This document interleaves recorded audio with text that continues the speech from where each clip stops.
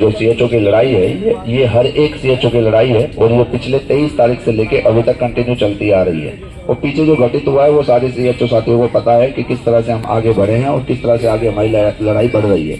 इसका जो एक विफलता अगर आप देखते हैं, विफलता नहीं मैं बोलूंगा, इसको सीखने का जो हमारा एक तरीका है इससे हम सीख सकते हैं।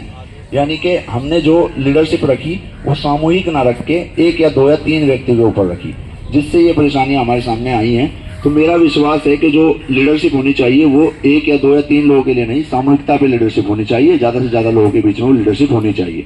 जो हमारे सीएचओ साथी हैं, जो हमारे पूरे उत्तर प्रदेश के जितने भी जिले हैं, मेरा ये मानना है कि जो हमारी समिति बनेगी या जिस समिति के आधार पर हम आगे बढ़ेंगे वो हर एक जिले से हर एक जिले से एक इंसान तो कम से कम होगा। तो आप देख सकते हैं कि कितनी बड़ी सामूहिकता बन जाएगी हमारी और कितनी बड़ी हमारी लीडरशिप हो जाएगी। और हमारे पास वो सभी नाम है, बस हमारे साथी जब तक यहाँ पहुंचेंगे उनको पहुंचने में थोड़ा समय लग रहा है। मगर ये वीडियो के माध्यम से आप सबके समक्ष मैं ये बात रखना चाहता हूँ कि ये जो हमारी लीडरशिप चलेगी ये 1 या 2 या 3 व्यक्तियों के द्वारा नहीं चलेगी।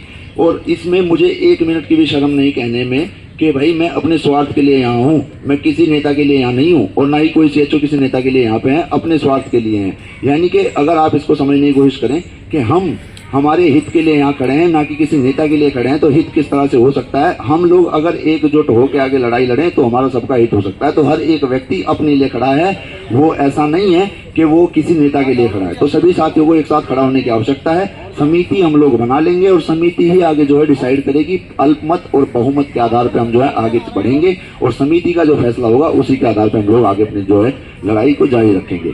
मगर इसमें मेरे साथियों से भी इतनी अपील है कि साथियों देखिए, जो पहले चीजें घटित हुई हैं उन पे मैं कोई भी टिप्पणी नहीं करना चाहता। हमें आगे की रणनीति पे फोकस करना है। हमारे पास इको गार्डन में हम लोग बैठे, हमने प्रशासन को इसके बारे में बता भी दिया गया, अवगत करा दिया गया, एप्लीकेशन दे दी गई है। तो साथी बढ़ चढ़ के इसमें हिस्सा लें और आके सामूहिकता में अपना परिचय दें और सामूहिकता में ही लीडरशिप को आगे बढ़ाएं।